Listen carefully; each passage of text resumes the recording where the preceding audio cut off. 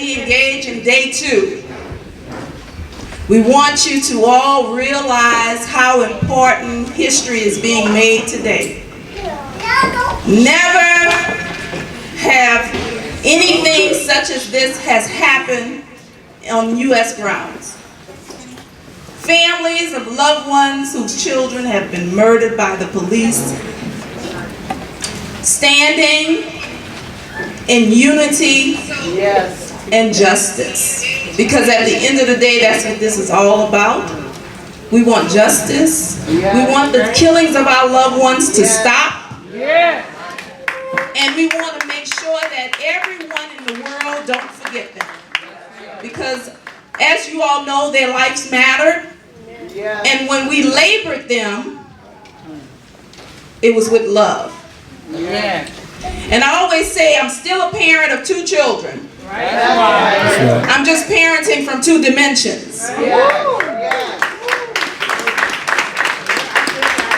And as I have those 2 dimensions of children, they're both still looking at me as their mother and as their model to how this thing should go.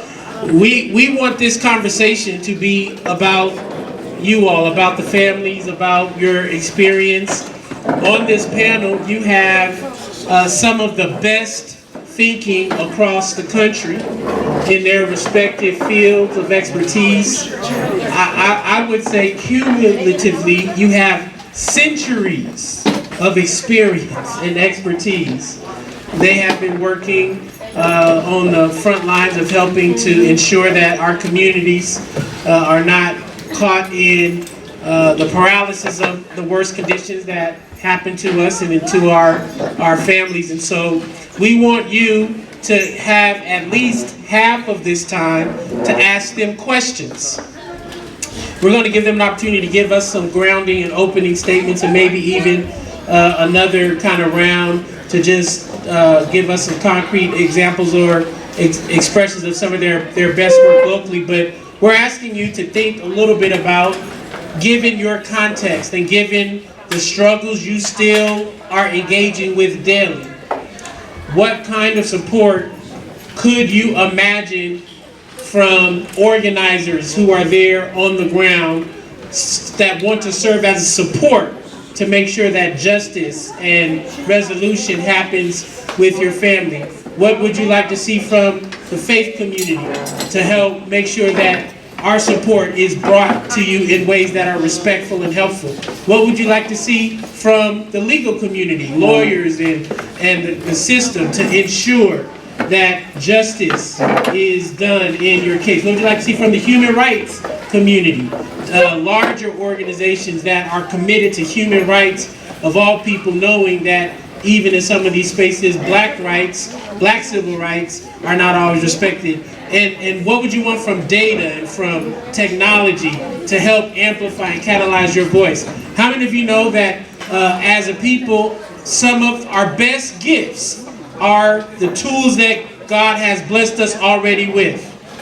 And often we look outside of ourselves, and really some of that is already in us. Can everyone pat yourself on the chest and say, it's in me? Give your neighbor a high five and tell them it's in you. And so with you and me together, we're going to be all right. So I got a witness in the house that believes that, right? So why don't we start with Dr. John Burris, Attorney John Burris. Just tell us your name, where you're from, and the particular expertise you bring to this conversation. Just as a point of introduction, we'll ask each one of our loved ones on the panel to just make a brief introduction. Then we'll come back with a couple of more opportunities for you to speak. Again, take out pen, paper, take notes. If you have questions, start imagining some questions you would like to hear asked, and then we will have a rich conversation for the next hour or so. Attorney Burris. Thank you. Oh, come here. Yeah, come here. No, I think we're going to say, we pass it. Yeah.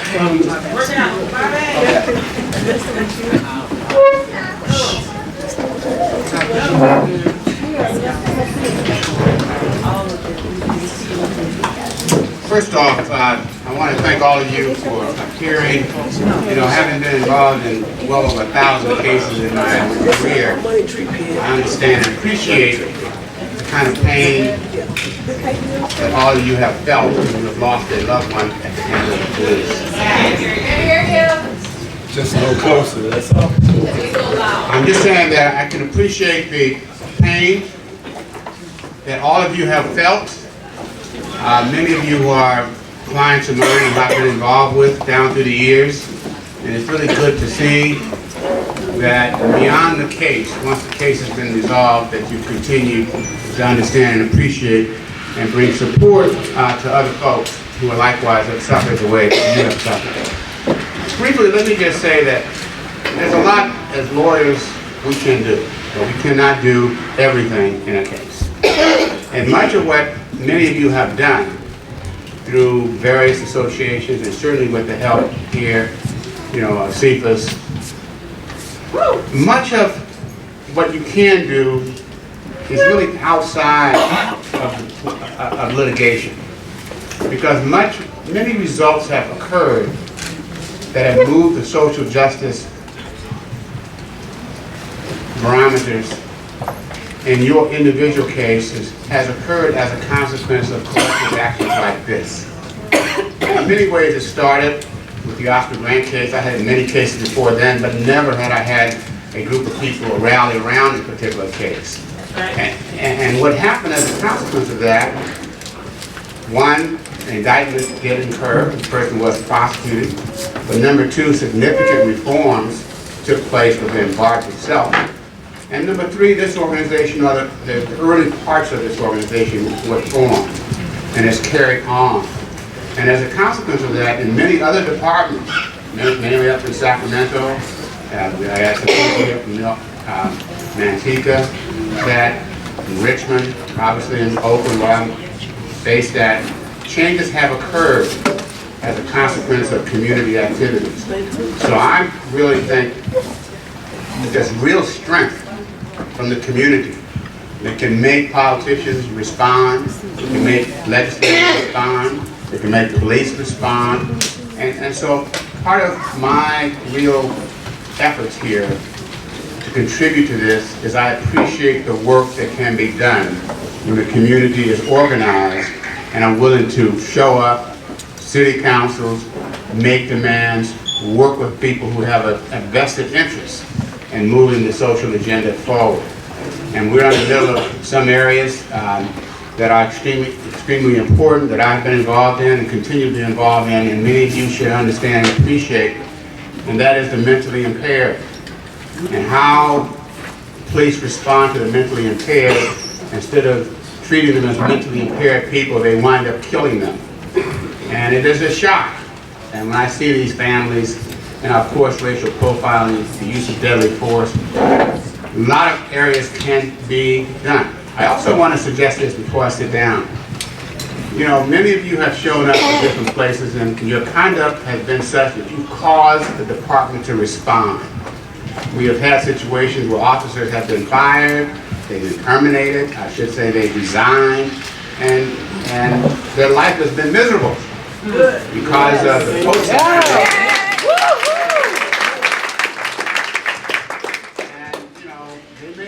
Not get what we want in terms of prosecution by the DAs. I do think that time is going to come. We just have to keep moving. So all I'm really telling you is that efforts are being made. You are at the engine of all of that. And I'm there with you. I'm there part of the legal aspects of it. I understand those issues very well. I'm not afraid of it. I'm not afraid of them. As long as you're not and are willing to, I'm there with you. I'm there with you. You're not there tonight, actually. We'll get down to it because that's my deal. But I also want all of you to appreciate there is strength in numbers. And as long as you're collective and working together, bring ideas. Because the paradigm that's in place now that has caused the bad shooting that's taken place, it doesn't have to be there in the future. It just doesn't. And it's up to us collectively to work to bring about that change. And that can't happen So I'm really pleased to see all of you here, and I'll be available to answer any questions before I leave. Okay? All right. Thank you.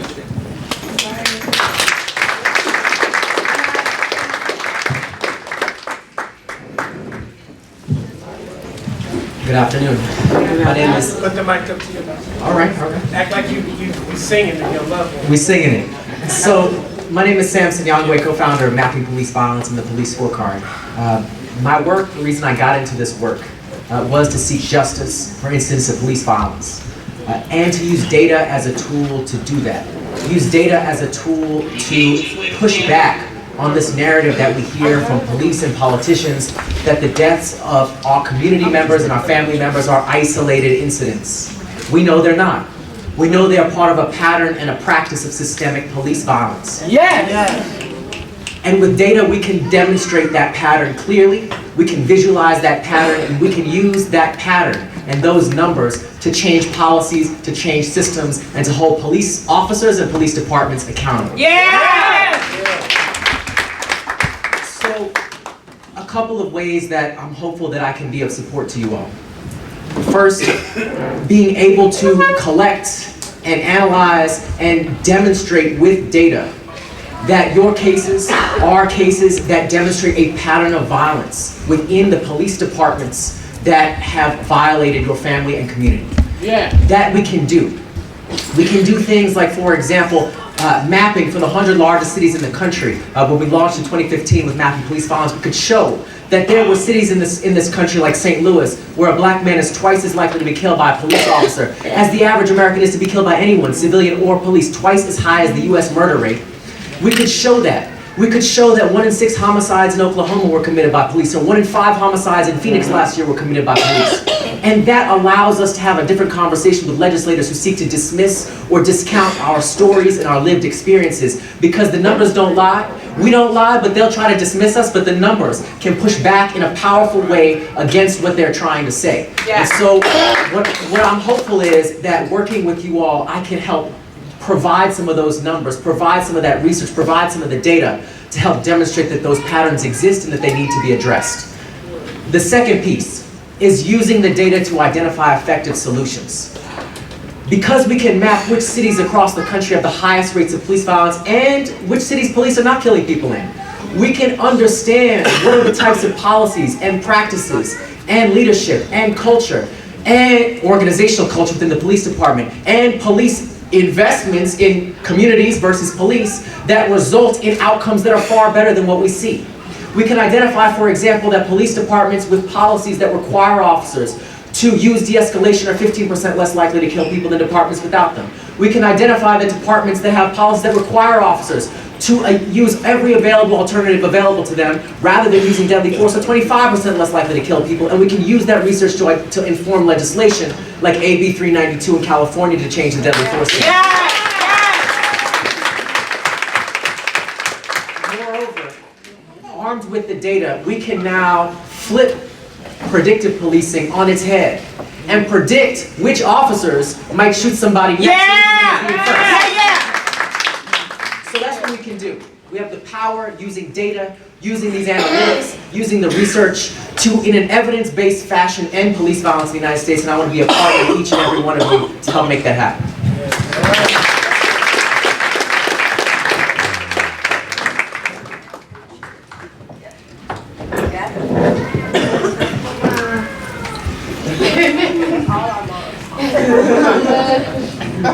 So hello everybody, I'm just going to take this in because at some points everybody needs to come here so they can see how many of us fill this room, right? And I just want to uplift what we did outside and the importance of that. So I'm a pourer of libation. My name is Melina. I know most of you, Melina from Black Lives Matter. I'm a pourer of libations, and when we pour libations, when we say their names, even though we're not using water, it's a pouring of libation, right? So it's a summoning of our loved ones, of our people into space. When we summon them into space, we're actually, as we say their names, we should be calling them with intention. recognizing that it's the spirits of David Josiah Lawson and Angel Ramos and Oscar Grant and Andrew Joseph III and all of those names that we called that will help us to be victorious. Because we haven't won yet, but we are on the road to winning, y'all. And I know that for the families who are here, you go, how do we win? But for the last 6 years, one of the things that we've learned from you is that winning for you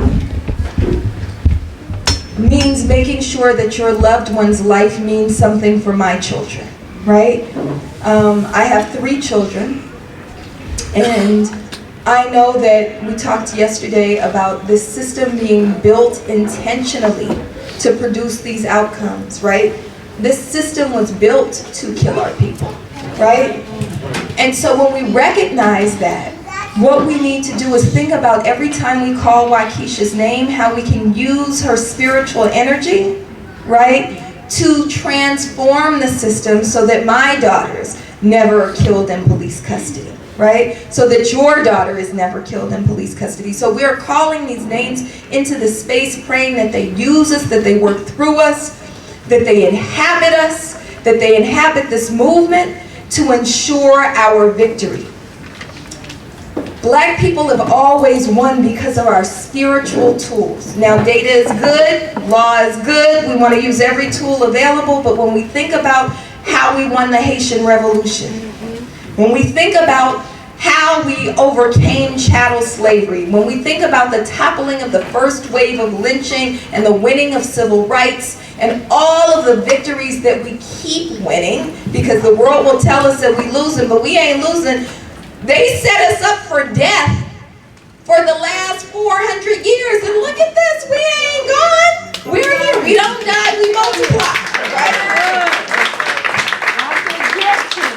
And so we are winning. We are winning, and the way that we win is through our spiritual work. We can never forget our spiritual work, right? We also have to remember that the way that we win, like Attorney Burris said, is through our collective. So just taking in the energy of the people who are here embodied in this space, ain't nothing we can't do together, right? Yeah. And so I just want to uplift all of the families, but especially the team that we've been working with from Black Lives Matter. If you were affiliated with Black Lives Matter, will you please stand up?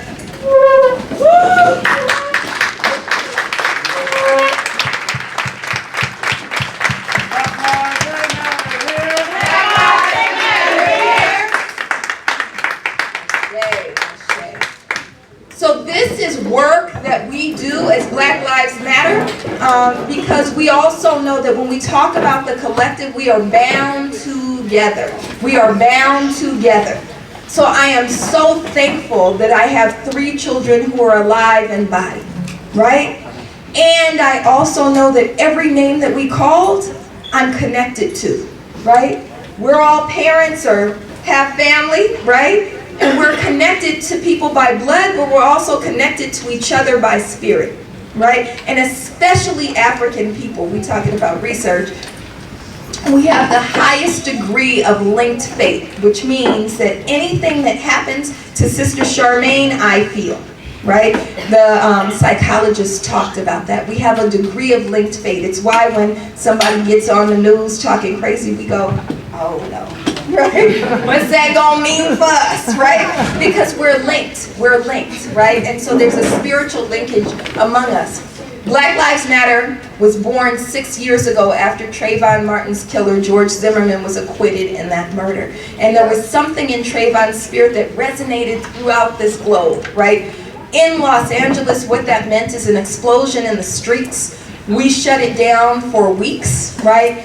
But the 3rd day of protest, we were called together by our co-founder Patrice Cullors to build what we called a movement, not a moment. A movement, not a moment. We said, and we need to remember that we came from somewhere. Many of us were involved in the struggle for justice for Oscar Grant, and so that's how we actually met, was in that struggle, because Oscar's trial was held in Los Angeles, right? And so we kind of built from that. And we came together to build a movement, not a moment, and in that, we began to kind of do work together, but also do work with families.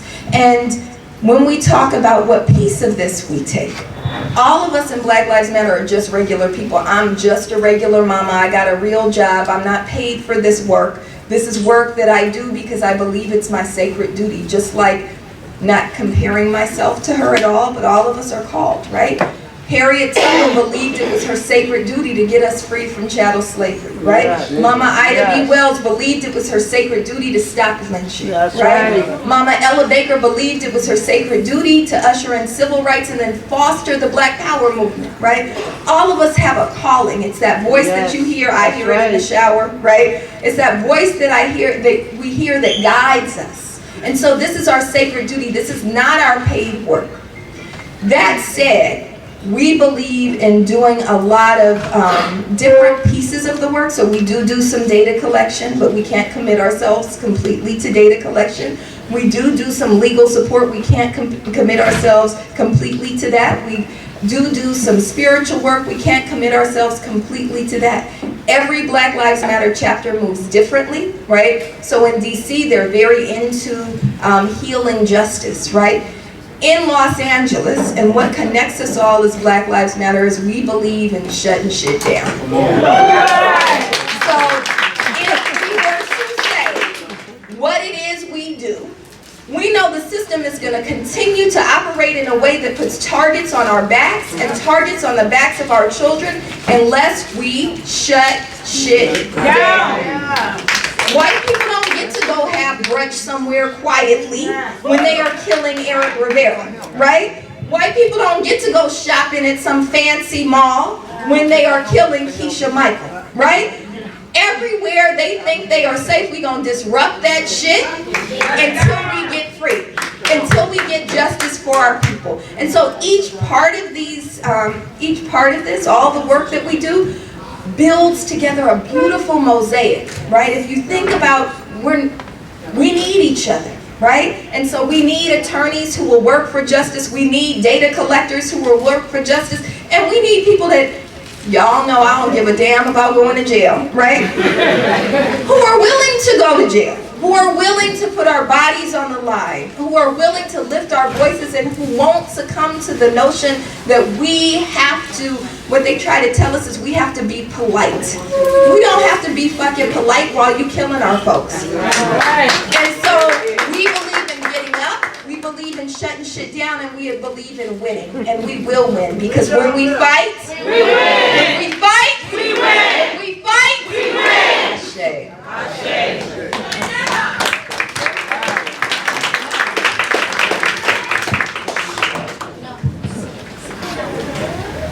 I greet all of you in the greeting words of peace. We say it in the Arabic language, Assalamu alaikum. I'm Brother Abdul Sabur Muhammad. My pastor knows me better as Brother Keith Muhammad, as some of you may also. It is certainly my privilege to be here, and I'm thankful to Almighty God for the invitation extended to me by the Love Not Blood Foundation, Oscar's uncle, our brother Cephas X. Johnson, and of course his wonderful wife, Sister Beatrice, who at the time that Oscar was slain, we did not know Oscar Grant, nor did we know his family. But let me tell you what we did know. We knew what injustice looked like. And when the video footage became available that allowed for the world to see what happened with Oscar Grant, we also knew and understood that somebody needed to act on behalf of the people. Now, my brother, Attorney Burris, has a great career in servicing the needs of families that have been afflicted by police brutality. That's a big part of his career. However, we realized in an instant that we needed not only to deal with these offenses in that fashion, but we needed to ensure that the state of California acted rightly toward those who suffer. So that in this room, I'm sure there are some, perhaps, who have cases that are unfolding in court right now. But the court that is unfolding most of our cases is not the final arbiter of justice. Ultimately, the final arbiter of justice in our suffering is with God himself. And our beloved minister, who I'm honored to represent to you here, and you should know that I'm here on behalf of the Honorable Minister Louis Farrakhan and the Nation of Islam. Your minister here in Las Vegas has joined me, Brother Minister Duke Muhammad, who is serving the communities of those that live here. In January of 2009, when we learned that our brother Oscar had been slain because the video was released, our first intention was to bring together those who were considered stakeholders in servicing the needs of our people so that we could bring our unified strength to the door of government in the city of Oakland. It was only by God's help that when we began to make that call in Oakland, it would turn out that the National Black Caucus chairperson was based in Oakland. The California State Black Caucus chairperson was based in Oakland. That in Oakland, you have the rich tradition of the revolutionary Black Panther Party that's based in Oakland. So when it came time to make a call for those in positions of authority to respond, in fact, Mayor Dellums, who was one of the early members of the Congressional Black Caucus, having served as its national chairperson, also that chairperson that was unafraid to be seen or heard about with the name Louis Farrakhan. So when he ran for mayor, we knew instantly that this is a candidate that is worthy to at least get our attention, because he was unafraid to be seen or heard in the presence of a man whose name sends shockwaves into the hearts of our enemy that are saying to some of you right now, stay away from all things Farrakhan. He's anti-this and he's anti-that. Well, what is it that they're really concerned about? Well, this is what they're concerned about. They're concerned about the sound of truth in the face of injustice. And in Minister Farrakhan is a man that is unafraid to speak the truth to power in any place in the world, so that whenever and wherever our people suffer, the Bible says justice stands afar off. Yes. And equity Yes. cannot enter, Yes. because truth has fallen in the street. Yes. Yes. Consequently, Yes. as these cases unfold, you'll find that the responsibility for ensuring that justice is served, while it is the duty of the state, every one of us who care must share in that duty and responsibility. Yes. We cannot wait for the state to do well or to do right. That's right. As my sister said, Yes. they were prepared from the foundation of this country to either, and she didn't say it like this, I'll say it like this, to either kill you or enslave you. And that represents just about everybody in the room. When Columbus set sail in ocean blue on 1492 and landed on an island, he set forth to make slaves of the native people on that island instantly. That island that a hurricane sat upon for days, decimating much of what was the Bahamas. Right there on those islands, they were capturing native people to make them slaves and decimated the population of those islands. And when the Catholic Church felt badly about the loss of the native people, one of its priests by the name of Bartolome de las Casas felt so badly about the decimated lives of the native people where there in the Bahamas they found in Abacus and other places 40,000 native people.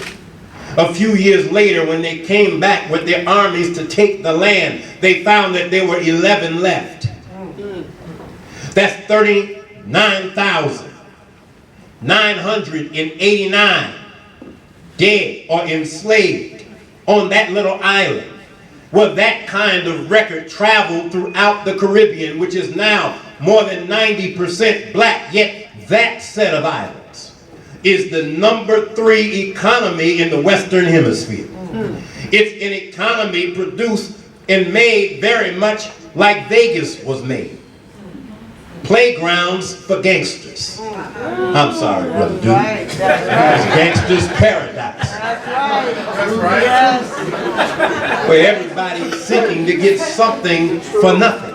Yes. Yes. So now you have these islands where slaves were taken and broken, so that before 1619 rolled around in Jamestown, Virginia, we were already there as early as those that were on the ship with Columbus himself. Now in a few days they'll want you to take a day off work, shut down your banks, celebrate, though I have to admit, I've not seen a Columbus Day barbecue. I have yet to see in our community a Columbus Day fireworks show. And I hope not to find it now. So let me say that in 2009, the community took charge of driving the state for justice. The laws that have just been amended or changed in the state of California are a consequence of that drive. We were blessed in fighting for Oscar Grant to travel to Sacramento 3 or 4 times with over 20,000 people. That's right. To address the leaders of state government for the first time in the history of the state, to meet that movement we called the Caravan for Justice. The state caucus for the Latino caucus united with the black state caucus, with the Asian state caucus, and with the progressive, which means white, state caucus.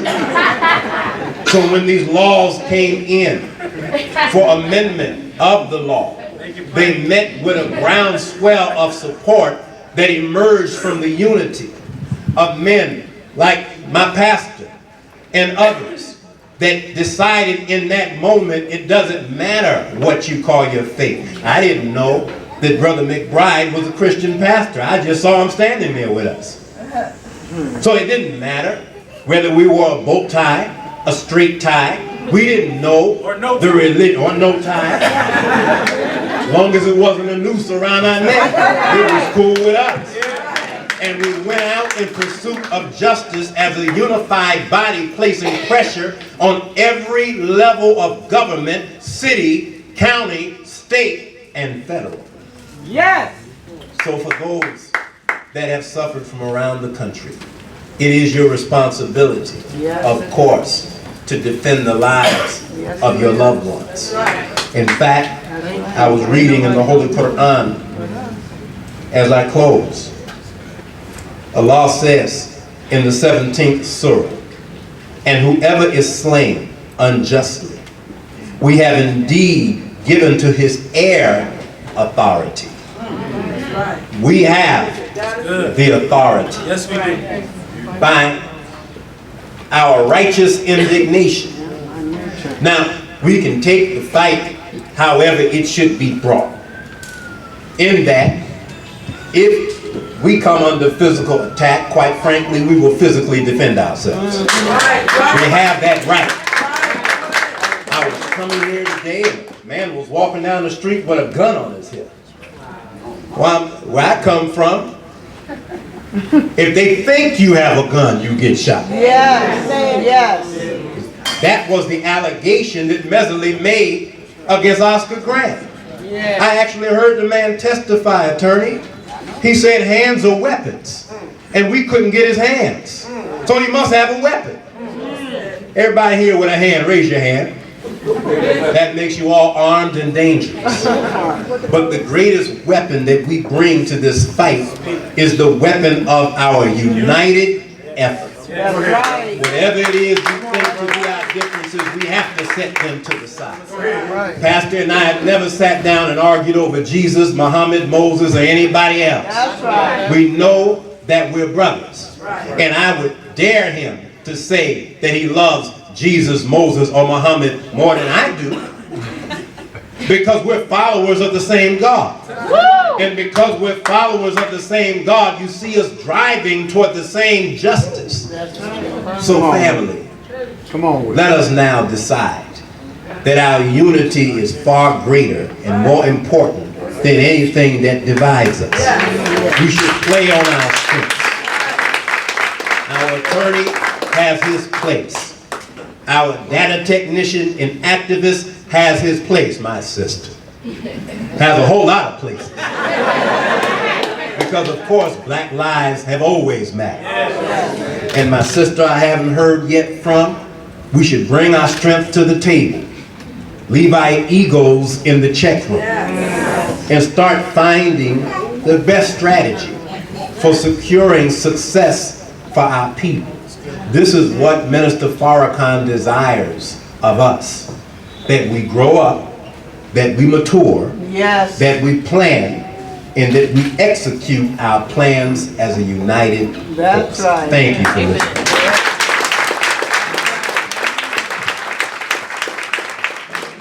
Before my sister speaks real quick, start writing your questions down, because as soon as she gets done speaking, we want to start hearing some questions. And so you should have some pads. Put your name and the city you're from. That will help our panelists be able to respond to you. So again, start writing your questions down. As soon as she gets done speaking, we'll start taking questions from the audience. Thank you so much, and it's an honor to be here. And you know, you're right, this is really quite a breathtaking view. So it's great to be here this morning and see all these beautiful faces. My name is Chrissy Rock. I work for Amnesty International USA, and I lead our work on criminal justice. Amnesty International is a global movement. We're a grassroots movement of 7 million people around the world. We fight for human rights that everybody has. It doesn't matter what color you are. Now, on the head of the Supreme Court, it says equal justice under law. And how many of the people in this room believe that you are given equal justice under law? Yeah, I just want to make sure we're on the same page. Right, so it's my job to try to change that and make sure that those words aren't hollow and something meaningful actually comes out of that. I have been doing advocacy work on policeman reform with Amnesty, and I've had the distinct pleasure to work with communities and families across the country. A couple of years ago, Washington initiated change their use of force standard.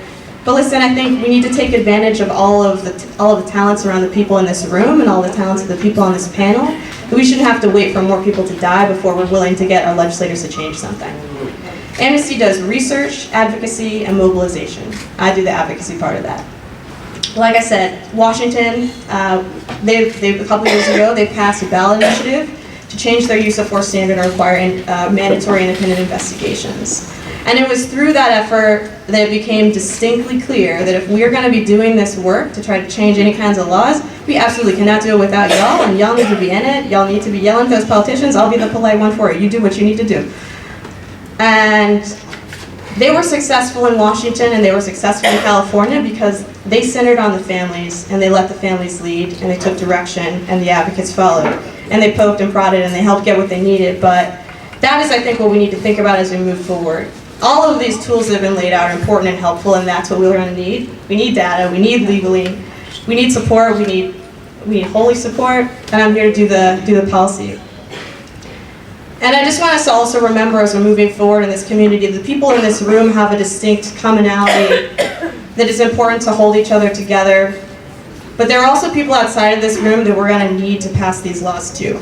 And in both Washington and especially in California with AB 392, we saw things that we haven't seen when we're talking about police reform or a lot of any other kind of social justice change. We saw people that are not impacted, not even close to being impacted, but they decided that they cared because they saw your pain and they saw what was happening to you and people that you love.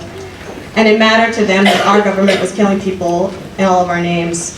And I think we need each other, but we also need them to care too. And so that's why all of these tools are important.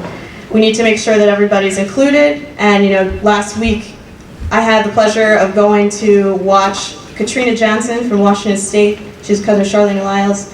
And she was invited to speak about everything that had happened to her cousin at a conference by the Center for Reproductive Rights. Very unlikely, right? I did not think a room full of people like that might care about state violence, but when we understand the complexities of all of us, it makes us realize that we're all impacted by this violence and that we should all care and do something about it. So I'm glad to be here with y'all. Look forward to the conversation, and let's keep it moving. Right. All right, so as you can imagine, we have lots and lots of representative tools at this table, and I think it's important for you to appreciate, while you may not actually get a Dr. Molina, the Dr. Molina in your city, there is someone like Dr. Molina in your city, right? You may not get Minister Keith, or you said I do. Yes, it is. You may not get. I say, I know that's my boy. You can tell me, Minister, I gotta say your right name, Doc. Minister Abdul Sabor in your city, but there is someone like him in your city. You may not get John Burris or Sam or Chris. Why am I saying that? It is up to us in this room to build winning coalitions in your city in order to organize ourselves against those who would keep justice from being done in our particular case and in our community. And so our role today is to help you have an imagination, or at least expand your imagination of the kind of expertise that you need to be building when you get back home. Is that all right? So, okay, and if you have a question, please hold your card up. Now panelists, I swear all of y'all are Baptist preachers, because y'all speak. Somebody say amen. Amen. And we have at least 5, 6 questions in my hand, and we have 20 minutes before this panel is up. And so what I'm going to do is try to read 2 questions and invite at least 1 or 2 of you to try to speak to a part of that question. But let's try to be as succinct as possible. We can get as many. Yes, I don't need all of you to speak to one question. Like, y'all share the mic and just try to get as much wisdom out here in the audience as possible. Is that all right? All right, so here we have a question from Oakland, California.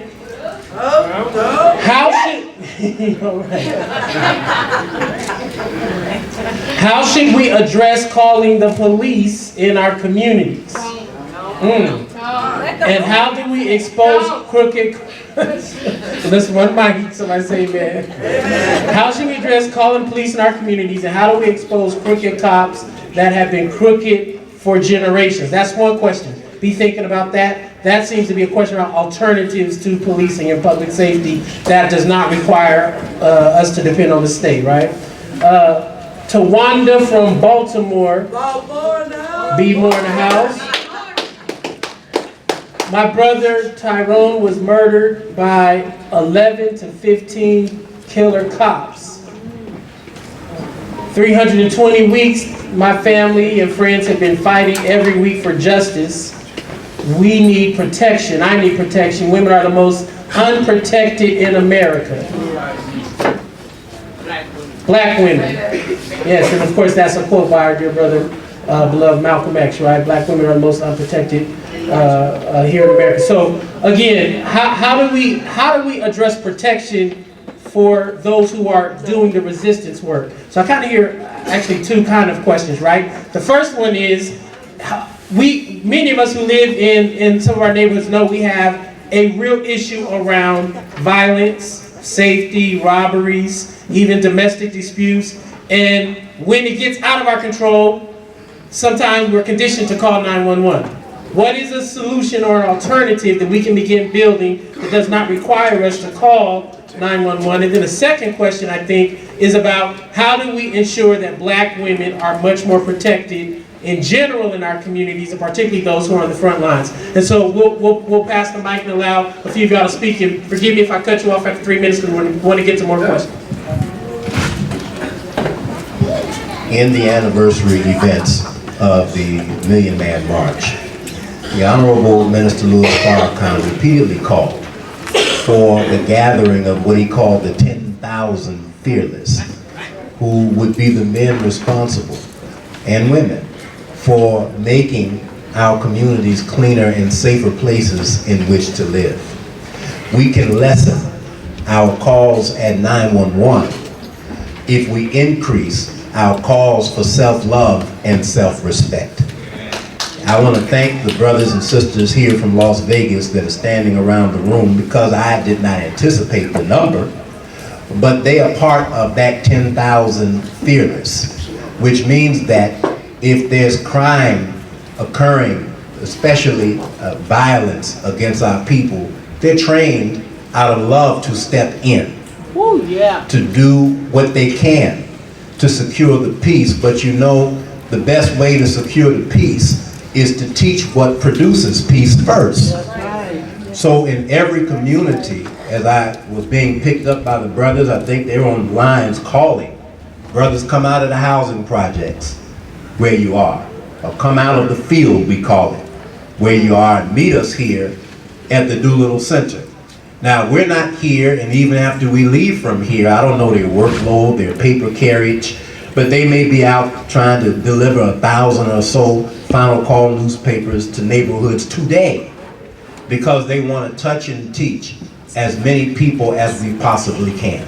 The key toward reducing self-inflicted violence is that our community comes into a knowledge of self and grows more in love with itself. Yes. And among the keys in reducing police violence is that the police knows that you love yourself enough to defend yourself as a collective. So, as a member of the Nation of Islam, when stopped by law enforcement, and I've been stopped many times, I was with Brother Duke one night. I don't know if he remembers that. We were in South Central near Southwest College in the middle of the night about to drive up to Oakland. You were driving. Man, you should have got that ticket. No, they didn't give him a ticket, but they stopped us in the still of the night, ordered us out of the car, and when they learned that we introduced ourselves as X, the disposition of the officers changed in an instant. So they said, well, what is your name? I said, Keith 3X. Said, what is your name? My brother said, Michael 5X. And one of the officers said, you mean like Malcolm X? We said, exactly like Malcolm X. And we drove off that night from South. Did you get a ticket, Brother Duke? No, sir. They didn't give you a fix-it ticket because they respected the fact that what they thought that we knew caused us to become men that were self-respecting. We weren't drunken driving. There wasn't smoke rolling out the windows. We were coming to perform a duty of service to help Minister Farrakhan. It just happened to be late at night. And that's only to say, as I close, that when we respect ourselves, people respect you better. It doesn't mean they won't pull a gun on you. We've had that happen too. It doesn't mean that they won't shoot you. They've done that from time to time too. But it does mean it forces the assailant to pull out his calculator. What is the consequence of my attacking or shooting this one? Because if this one that I'm attacking loves himself, he may defend himself. And if this one whom I'm attacking belongs to a self-beloved community, then they will defend themselves. So you hardly hear of the incidents that brought us here. As I close, Uncle Bobby said 3 times a day somebody is slain by law enforcement. And I didn't ask him the number because it's changing by the moment. But how many of those are black? How many of those are Latino? And then ask yourself the question, how many of those are Jewish? When is the last time you heard the Jewish community cry, no justice, no peace, because one of ours have been slain?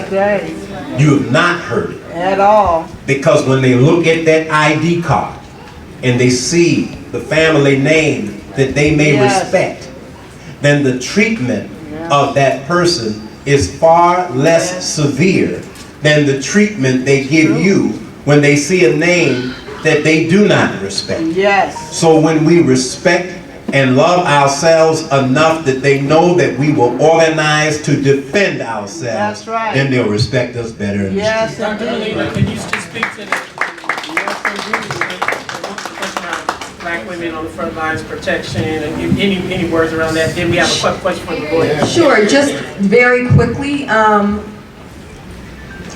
self-defense is not something that we have been trained to do as Black Lives Matter. Black Lives Matter being populated mostly by women, right? We're not all women, we're men and women, but we're mostly women. We are a womanist movement. And so this, I think, speaks to the value of each other. So many of you know that our lives are constantly threatened. I get probably a death threat a week, and I get hate mail daily, right? We have some serious threats. I've been physically attacked, I've been followed, and this isn't police, this is just, you know, we live in a white supremacist society, right? At school, you know, 5 attacks in one semester, right? Right.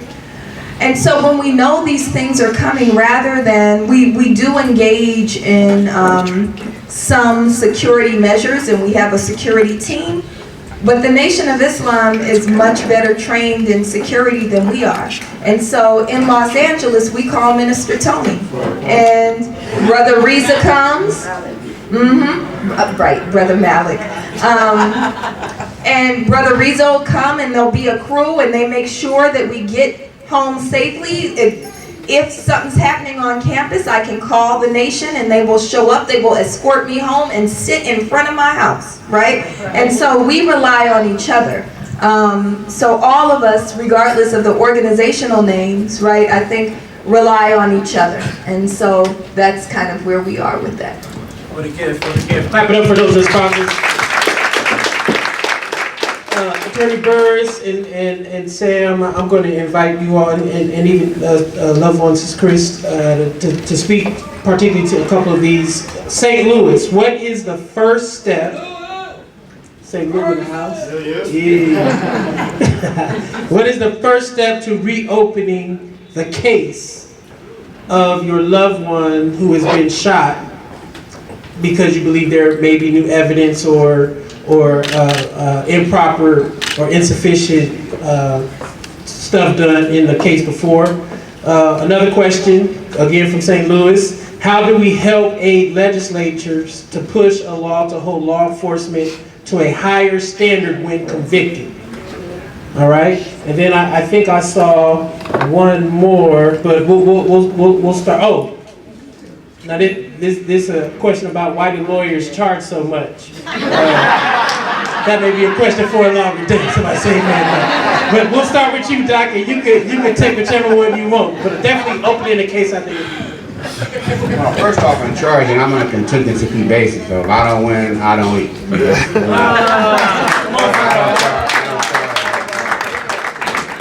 But I do think that the other questions really go to the heart of what burns at our souls in these cases. And that is on the criminal side of the case, when a shooting takes place and it looks like really criminal and no criminal charges are filed. And, you know, so we're disappointed, a lot of hurt, we don't understand the rules. And granted, I always understand, I do understand, certainly as a former prosecutor years ago in another life, that the laws are really stacked in favor of the police, and the DA is also stacked in favor of the police. So you don't really have a lot of options. We have gone down through the years to the Attorney General's office, the United States Attorney General's office, seeking federal prosecution. That has been largely unsuccessful. We saw what happened in Ferguson, which is a case that could have happened. I've had other cases that I've sent. You know, I think I sent Oscar Grant's case to the feds. And I've seen other cases, and at no time has the feds decided to prosecute. No time. In no time. So then, now I have them take them to the state attorney general's office. And I've taken Mario Woods and a couple others, and they too have decided not to prosecute. So those are the only options available. Now the question is, if something happens later, if new evidence comes up, yeah, of course you could take that because there's no statute of limitations on murder. Yeah. You can always bring a murder case if new evidence happens. But it's an uphill battle in trying to get that done. For example, if the DA says, I'm not, and this is throughout the country, if they decide that we're not going to prosecute and you take it to the local attorney general's office, they will then say, we need to know whether there's an abuse of prosecution on the part of the DA, which is another very high standard. You also hear in federal prosecutions, they will say, well, it's very difficult to do civil rights cases. Well, I don't necessarily believe that. If you want to do it, you can, but they're so unwilling to do it unless the Department of Justice, through now the Attorney General, it's just not going to happen.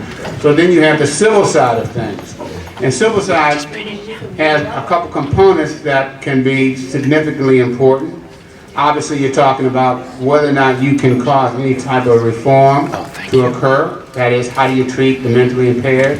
How do you deal with racial profiling? How do you deal with deadly force? These are areas that can be done in a civil case. In just about all civil cases, if there's an opportunity for that to occur, I do that. And we found, the biggest one I've been involved in is the Open Riders case, where we've had significant reform has taken place.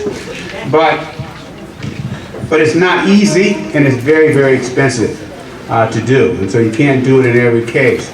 But then the other side, obviously, is the money question, and that is, it's always an issue in a case. It ain't about the money until it's about the money. And it's a very difficult concept to deal with. But, my feeling about all this is we need lawyers to bring cases against these institutions, because it's important to me that the family members have some place to go. Because if not, they will be in such pain for the rest of their lives and no way to figure this out and have anyone to do anything for them. So there's no easy way out of here. It isn't. I'm part of a group of lawyers around the country. That's all we do is police misconduct cases. And it's a small band compared to all the lawyers that are out there. But we are a hardy bunch, and we're a committed bunch. So we only can do what we can do, but recognizing, as I've said before, lawyers can do so much, but at the end of the day, you need the community support as well. If you want to move the agenda and cause local institutions to move. Now, I will say this that you should keep in mind, for those that when you're rallying and involved, that most police issues are local. You have to deal with the local police and figure out how to challenge them, and groups can do that. Sometimes it can be statewide, but it's never federal. I'm hoping that Kamala Harris, if she would have become president, or more importantly, if she becomes a senator, I wasn't going to talk about it, because she has made points. She has made points. I mean, I understand the Kamala issue. I got it, because I've been involved with her too. But she has raised issues around doing something on national control of police as a senator. We'll see if that ultimately happens. But you do have to go to deal with these people at either state or local level. And so, my view, as I said earlier, sure you can do things on the newly discovered evidence, and there are options available on the civil side, and not as many options on the criminal side, of which most people want to happen because you want the police to be prosecuted for the criminal murderous conduct they engaged in. But it's an uphill battle just about everywhere throughout the country. Sam, let me give you this question, Sam, before I give you the mic, because this is a question, we were talking about this earlier. Vallejo Police are now the deadliest department in the Bay Area. They just received a 5% raise. I'm talking about the officers. And voted 8-1 not to drug test police after shootings. That is a 3-year contract. How do we override the contract? I got to answer the All right, but then I want to talk about I also want to talk about the contract, not the Vallejo. I just want to talk about the contract. Talk about how local cities are dealing with overriding or addressing police contracts, because that's an issue for all of us across the country. The police contracts really protect officers. Okay, so Bear with me here. The contracts. So in each city, the city negotiates with the local police union to establish a police union contract. Usually these negotiations happen behind the scenes. A lot of people haven't read what's in the contract. Even the city council members usually don't read what's in the contract before they vote on it. Usually they vote unanimously because they haven't read it. These contracts are where the city negotiates away the entire accountability system for the police department. This is one of the most important issues in police accountability that a lot of people haven't heard of. For example, in places like Cleveland, where they murdered Tamir Rice, the contract requires all officer disciplinary records to be destroyed after 2 to 3 years. So you try to prove that this officer has a record of misconduct to help in your case, they've destroyed the evidence. In Chicago, it's 5 years. In some of these contracts, they have what they call a waiting period before they can interrogate the officer after shooting somebody. So in Seattle, 3 days. The officer gets 3 days to do whatever they want, to get their story straight with all the witnesses, the witness officers, before they can even be interrogated about what happened. In Louisiana, so some of these contract provisions are then adopted into state laws called Police Bill of Rights laws, like in California, Louisiana, Maryland, and a total of 14 states. In Louisiana, officers get 30 days, an entire month, before they can be interrogated about a misconduct incident. A month. So, the contracts, what they also do is they have these clauses called arbitration clauses. Well, What that means is, if an officer is disciplined or fired, so, you know how rare it is for the officers to be disciplined or fired. In those rare cases where they are, the officers get the right in that contract to appeal to an arbitrator, which is a lawyer, usually a white man who nobody's heard of, that hears these cases. Not accountable to the people. Not accountable to anybody, who has the full authority to reinstate that officer plus back pay, and there's nothing the city can do about it because they already negotiated away that provision. So in San Antonio, 70% of all officers who are fired get their jobs back plus back pay because of this one sentence in the contract. You want to talk about abolition? Police budgets. We know that police get the most funding of any agency in a city. Most of that funding goes to police officer salaries, benefits, overtime. A lot of officers getting paid over $100,000 a year. That's all negotiated in the contract. So you want to address the budgets, you got to address the contract. So it's all in the contract. Now, this gets negotiated every 4 to 6 years. When this contract expires, it's a public document. You can find your contract online in a lot of places. We created a database at checkthepolice.org for the 100 largest cities in the country with all the contracts and everything that's messed up in it. Write that down. Checkthepolice.org. Checkthepolice.org, and you can find a contract for your local city. So, checkthepolice.org. So, in these contracts, when they're negotiated every 4 to 6 years, that's after they've expired, that's the time period that they have to negotiate a new contract. That's the moment to change the contract. Now you gotta organize in advance. You gotta know what you're fighting for. You gotta know what's in the contract. You gotta know what other cities have done. But in those moments, that's when you organize and you hold the city council members accountable because they have to vote to approve the contract. And we've seen it done in Austin. We work with local organizers of the Austin Justice Coalition. They turned out 200 members of the community to that city council hearing for that vote. And for the first time, maybe in history, the city council voted to reject the contract. What that meant was $40 million or more that were supposed to go into the police department were then reinvested in the community. Wow. That meant that some of the provisions that allowed, for example, in their contract, if an incident happened and it was not reported within or investigated within 180 days, no discipline could happen to the officer, regardless of whether there was a video, regardless if it was obvious the misconduct occurred. No discipline could happen just because they negotiated that away. That provision was changed. So there's a whole strategy, and the police unions are so good at this. They know the strategy. They know how to get us, how to get a legally binding document that's in place for 4 to 6 years, and there's nothing you can do about it until that's renegotiated. You want to talk about community oversight? You're not going to get a community oversight structure with any real power until you address the contract, many of them that prohibit any of that from happening. So it's all in the contract. So part of it is understanding the game and how they play it, how they outflank us so often because they understand the legalese of the contract negotiations. That's what we got to be wise to that game and know how to preempt them. Because they're not expecting us to know any of this. They're not expecting us to turn out to a city council meeting talking about a contract. But it's been done. It's been done effectively, and it's been done with results. So that's part of the game that we need to learn how to play. Come on, wrap it up. And again, you know, reading a contract for some of us may feel very intimidating, but this is why it's important to have a winning coalition, right? Because I guarantee you one of the Black Lives Matter organizers, one of the faith leaders, one of the organizers that we work with, or Sam's counterpart of the Amnesty International, we all can read these contracts right alongside you, maybe even help you understand how to read it yourself so you don't need that extra support. But to take it on by yourself may be too intimidating. So be thinking about checkthepolice.org, and then sit down and have a meeting with your comrades back home. And then go to the next city council meeting with about 20 people and the contract. Print the contract out in your hand and have everybody in their hand and waving it at the city council and tell them, we coming for this contract. Put them on notice together. It'll be a powerful expression. My sister's going to wrap us up with the answer for the policy, and then I'm going to ask everyone to go back down and just give people contact information.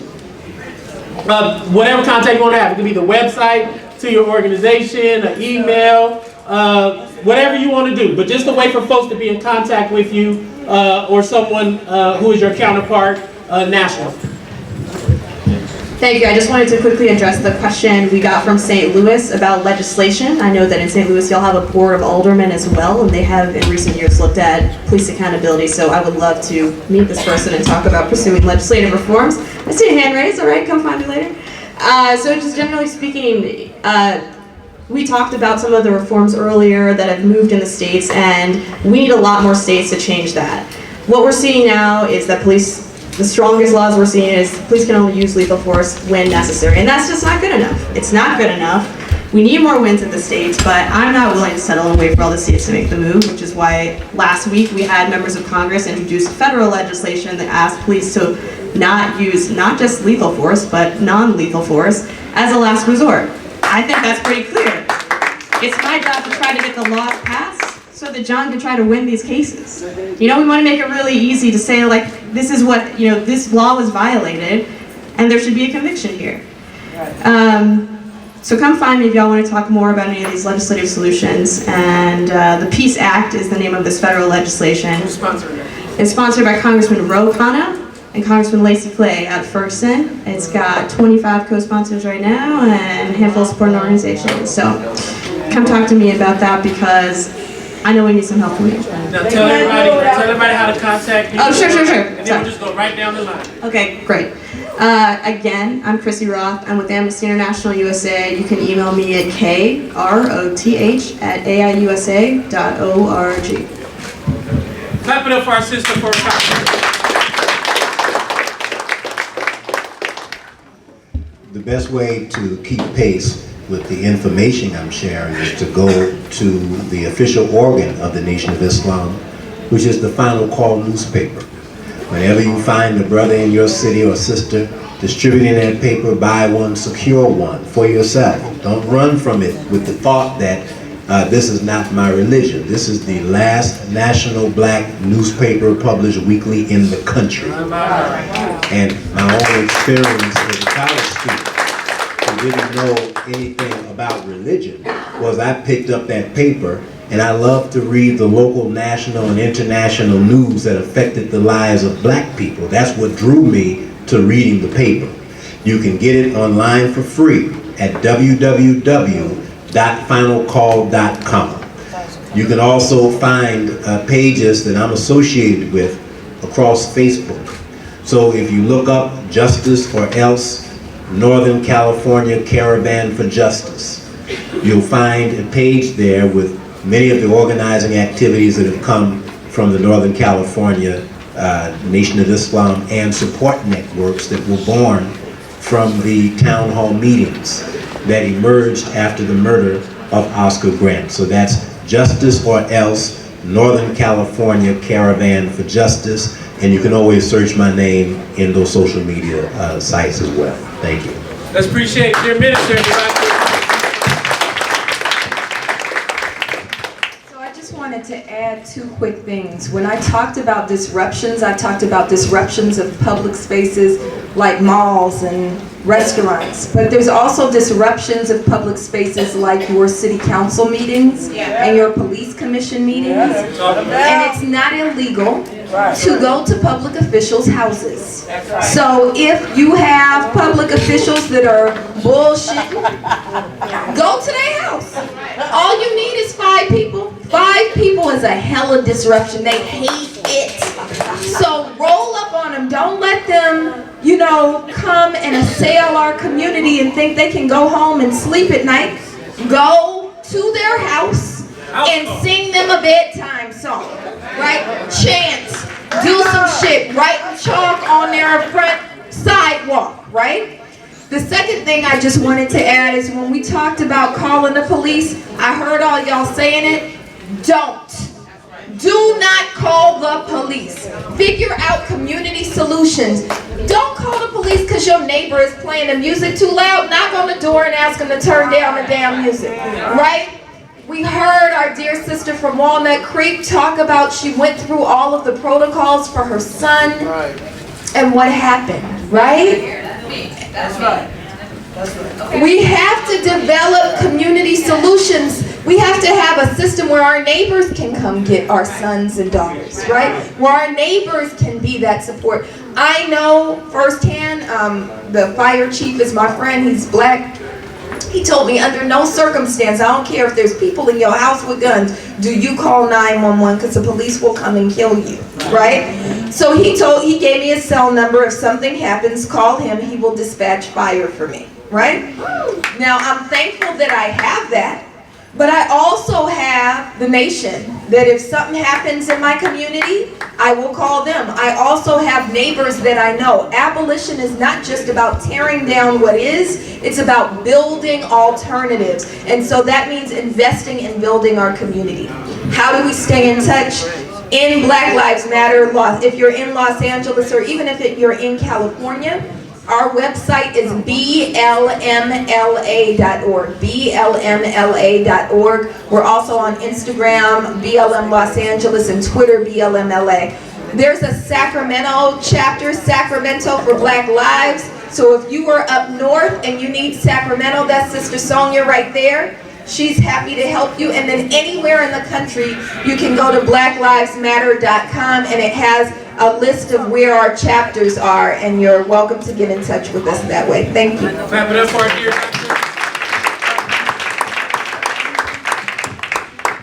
So, I just want to comment on the calling 911 thing. I know I don't got time. I'm just gonna say. Are you staying? You staying? I'm staying. Y'all can talk to me afterwards. Yeah, talk to Sam Go ahead. So contact information. Yeah. He a preacher, I'm telling you. Yeah. So the best way to get in contact with me is either by email or on Twitter. If you're on Twitter, my Twitter is @Samswey, SAMSWEY. If you want to contact me through email, it is sam@thisisthemovement.org. And again, checkthepolice.org is the contract site. If you are interested in more data around police violence, mappingpoliceviolence.org. If you're in California, we have a special data project with all kinds of extensive data on policing in California called the Police Scorecard at policescorecard.org. Again, come up to me. I'm happy to go wherever you need me to go, speak to whoever you need me to speak to, whatever city council member needs to hear the data or information, I'd be happy to do it. Let me know how I can be of service. Clap it up for Brother Sam, everybody.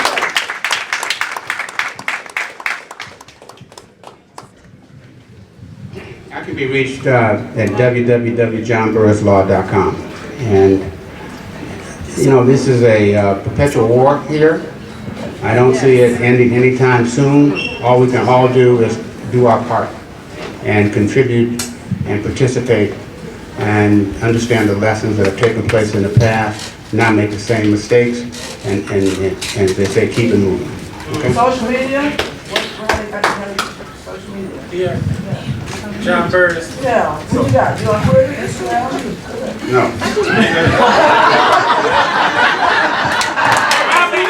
I believe that we will win.